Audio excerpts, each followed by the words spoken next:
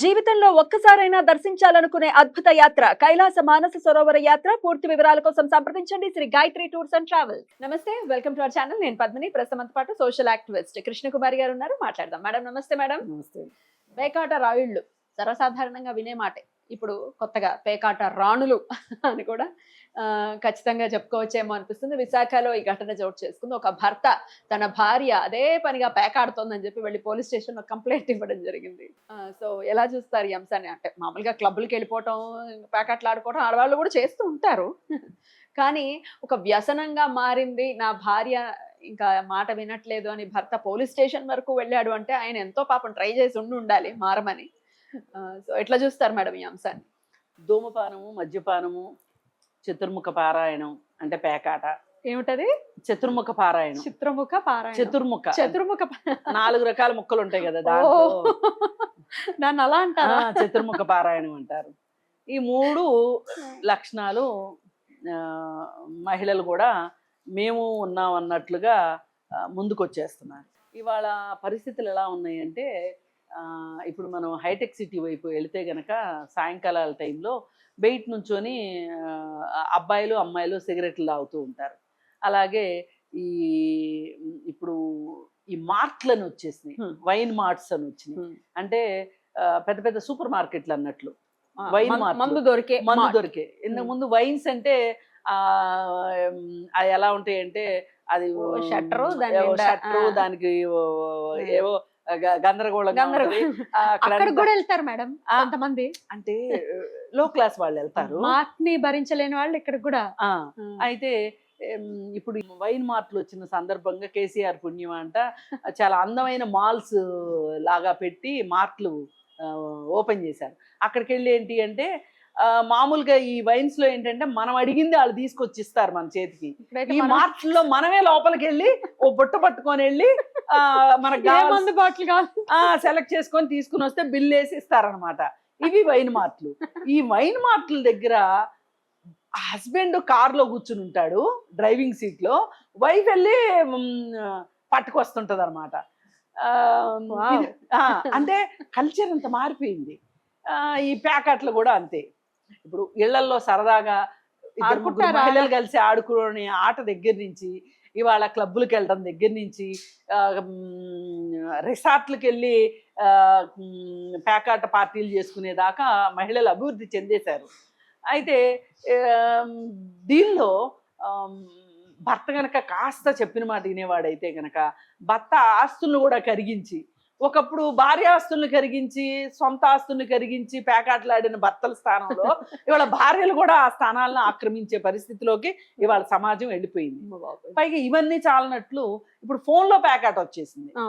ఈ ఫోన్లో పేకాట వచ్చిన తర్వాత అసలు ఇల్లు కూడా కదిలే పని లేకోకుండా పేకాటలు ఆడేస్తున్నారు, అప్పులు చేస్తున్నారు, ఇవాళ ఆస్తులు విలువలు బాగా పెరిగిపోయినాయి, ఆస్తులు అమ్మేస్తున్నారు, కట్టేస్తున్నారు. మద్యపానం కూడా అట్లాగే తయారైపోయింది. అయితే మరి మనము మళ్ళీ ఇక్కడ జెండర్ డిస్క్రిమినేషన్ లాంటిదే వస్తుంది. ఇప్పుడు వాళ్ళు చేస్తే తప్పు లేదా, మేము చేస్తే తప్ప అనే మాట వస్తుంది. ఏంటి అంటే, వ్యసనమే, అవునన్నా కాదన్నా. ఇప్పుడు ఒక షిట్ ఉంటుందండి, దాన్ని పేపర్లో మూటగట్టినా షిట్టే అంటారు, కవర్లో మూటగట్టినా షిట్టే అంటారు, బంగారు పేపర్లో కట్టినా దాని విలువేం మారదు, అది అలాగే మారదు. వ్యసనాలు కూడా అంతే. దీనికి సెకండ్ స్టేట్మెంట్ లేదు. ఏమిటి ఆడవాళ్ళలో వచ్చినటువంటి మార్పు? అంటే ఇదేదో మన బ్రాటప్ లేకపోతే మన ఇండియన్స్ అని కాకపోయినప్పటికీ మనలో ఉండేటటువంటి నేర్పు కానీ, లేకపోతే మనలో ఉండేటటువంటి విధాన శైలి కానీ, ఒక కుటుంబాన్ని చక్కగా పరిరక్షించుకునేటటువంటి శైలి ఉంటుంది జనరల్గా ఆడవాళ్ళలో. ఈ ఇల్లీగల్ అఫైర్స్ అనుకోవచ్చు, ఇప్పుడు ఈ మాట్లాడుకుంటున్నట్టు ఈ ఘటన కానీ, ధూమపానం కానీ, మద్యపానం కానీ, అసలు ఇంతలా మారిపోవడానికి ఆడవాళ్ళు ఏమై ఉండొచ్చు మేడం రీజన్? అంటే ఒకటండి, కాలంతో పాటు అన్ని మార్పులు వస్తున్నాయి. అసలు వ్యసనము అనే దానికి నేను జెండర్ పర్స్పెక్టివ్లో చూడను. అది వ్యసనం ఎందుకు వస్తుంది? ఏ వ్యక్తి అయినా సరే ఇది నష్టము, ఇది తప్పు అని తెలిసి కూడా చేస్తారు అంటే ఇంకా దేన్నో అణిచిపెట్టుకోవడానికి ఇది చేస్తున్నారు అని అర్థం. ఏ వ్యసనమైనా చూడండి, ఓకే. ఇవన్నీ చేయడానికి ధూమపానం, మద్యపానం, ఇవన్నీ ఈ చతుర్ముఖ పారాయణం, పేకాట అయినా వాళ్ళల్లో ఏదో ఒక మానసిక అసంతృప్తి ఉంటుంది, ఏదో చెప్పుకోలేని బాధ ఉంటుంది, ఏదో ఒక రకమైన బలహీనత ఉంటుంది. అడిక్షన్స్ అందుకే అందుకే ఎడిక్షన్ అవుతుంది అది. ఇప్పుడు సరదాగా ఎప్పుడన్నా స్నేహితులతో వీకెండ్ పార్టీలో సోషల్ డ్రింకింగ్ అంటారు, అలా చేసే వాళ్ళని తాగుబోతులు అంటారా ఎవరన్నా? అనరు. అనకూడదా? అనరు. తాగుబోతులు అనరు వాళ్ళని. వాళ్ళు సోషల్ డ్రింక్ అంటారు.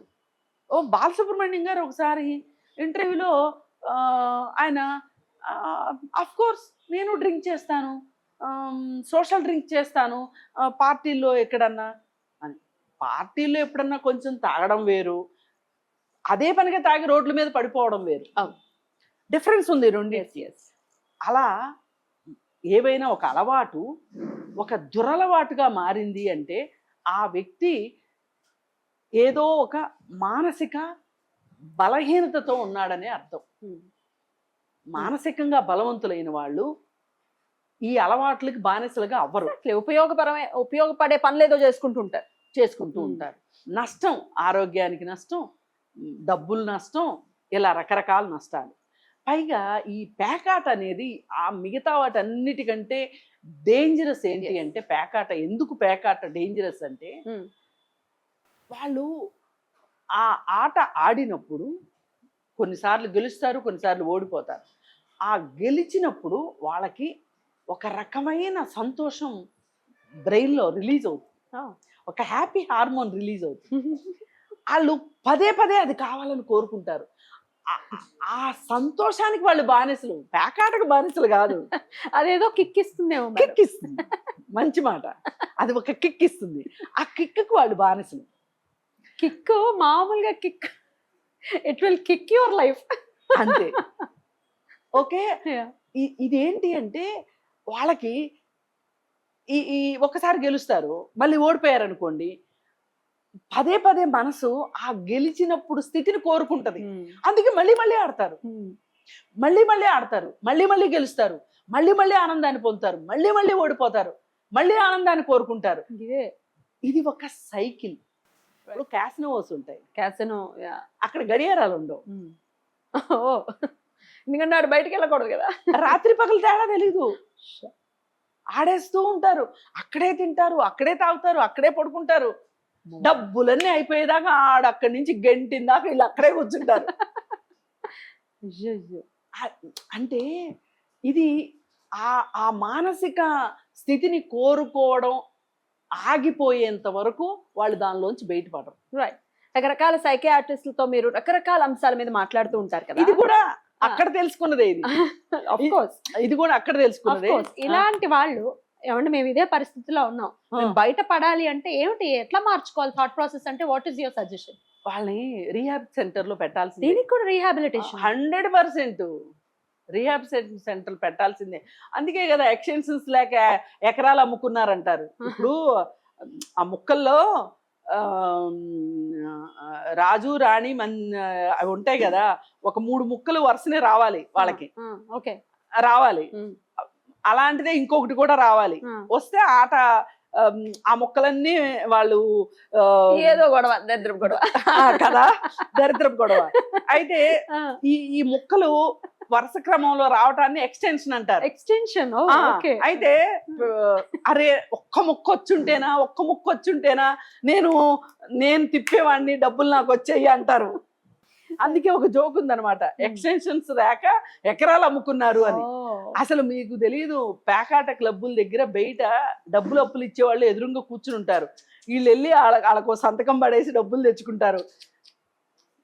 అక్కడ ఆస్తులు ఇప్పుడు జోదమే కదండి, పేకాట అంటే జోదమే కదా.